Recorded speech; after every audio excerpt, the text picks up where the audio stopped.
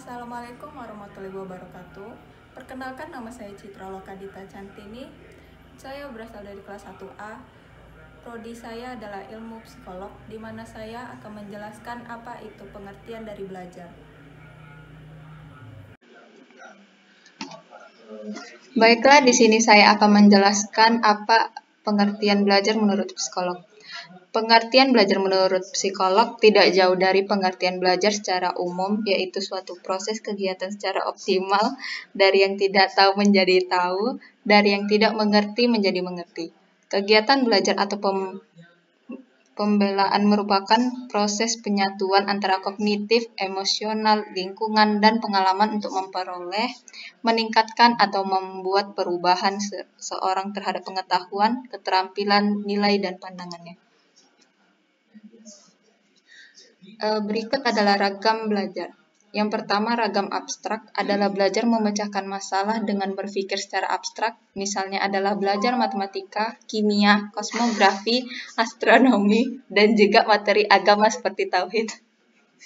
Yang kedua, ragam sosial adalah belajar memahami masalah sosial seperti masalah keluarga, persahabatan, kelompok, dan masalah kemasyarakatan. Yang ketiga, ragam pemecahan masalah adalah belajar dengan metode ilmiah, berpikir sistematis, logis, teratur, dan teliti untuk memecahkan masalah secara rasional dan tuntas. Yang keempat, ragam rasional adalah belajar dengan berpikir secara logis dan rasional, di mana belajar ini sangat erat kaitannya dengan belajar pemecahan masalah. Yang kelima, ragam keterampilan adalah belajar dengan gerakan motorik yang berhubungan dengan urat syaraf dan otot, misalnya belajar olahraga, musik, menari, melukis, dan sebagian studi agama seperti sholat dan mengaji. Yang keenam, ragam kebiasaan adalah pembentukan kebiasaan baru atau memperbaiki kebiasaan lama agar peserta didik mendapatkan sikap baru yang lebih positif. Berikut adalah macam-macam metode belajar.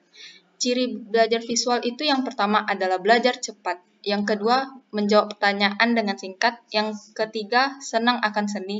Yang keempat, mengantuk jika penjelasannya panjang lebar. Ciri yang kedua itu ciri belajar auditorial, di mana yang pertama berbicara dengan diri sendiri, yang kedua senang musik daripada seni, yang ketiga suka berdiskusi, yang keempat berbicara dengan penjelasan panjang lebar. Ciri yang ketiga itu adalah ciri belajar kinestetik, di mana yang pertama berbicara dengan perlahan, yang kedua banyak gerak, yang ketiga menghafal dengan belajar dan melihat, yang keempat banyak menggunakan bahasa tubuh. Tingkah laku belajar yang termasuk dalam aktivitas tingkah laku belajar adalah ciri sebagai berikut. Yang pertama itu ada perubahan terjadi secara sadar, yang kedua perubahannya berlanjut dan fungsional, yang ketiga perubahan ke arah positif dan aktif, yang keempat perubahannya bersifat permanen, yang kelima perubahannya terarah dan tertuju, yang keenam perubahannya mencakup seluruh tingkah laku.